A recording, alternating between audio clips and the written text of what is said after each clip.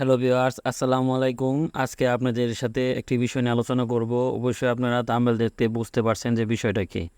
তো ভিউয়ার্স, আপনারা সঙ্গে থাকেন, দেখতে থাকেন।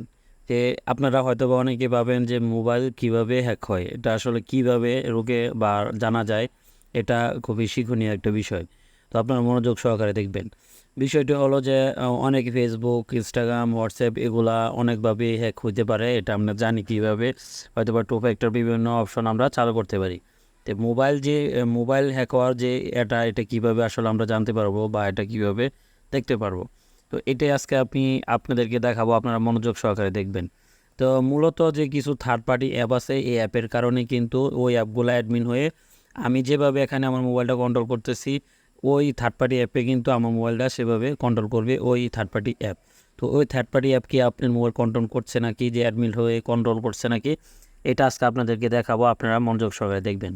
তো প্রথমে আপনারা চলে যাবেন সিটিংসে যাওয়ার পর এখানে দেখেন পাসওয়ার্ড অ্যান্ড সিকিউরিটি নামের একটি অপশন দেওয়া আছে।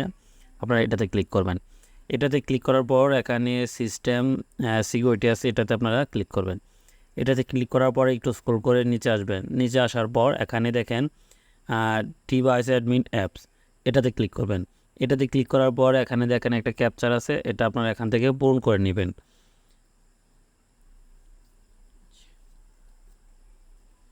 তো ক্যাপচার পূরণ করার পর এখানে অ্যাক্টিভ ক্লিক করবেন। তো অ্যাক্টিভে ক্লিক করার পর এই যে এখানে দেখেন, এখানে আমার কোনো থার্ড পার্টি অ্যাপস নাই। ঠিক আছে, থার্ড পার্টি কোনো অ্যাপস নাই। যদি অ্যাপস থাকতো তাহলে কিন্তু আমি বুঝতে পারতাম যে ওই থার্ড পার্টি অ্যাপসে কি আমার ডিভাইস অ্যাডমিন হয়ে আসে নাকি, যে তারা অন্য কেউ আমার মোবাইলটা কি এখান থেকে কন্ট্রোল করছে নাকি। তো ভিউয়ার্স, আশা করি বিষয়টা বুঝতে পারছেন। যদি আমার এই ভিডিওটি আপনাদের কাছে ভালো লাগে, অবশ্যই আমার চ্যানেলটা সাবস্ক্রাইব করবেন এবং ভিডিওতে একটি কমেন্ট এবং লাইক দিবেন। ভালো থাকবেন। আসসালামু আলাইকুম।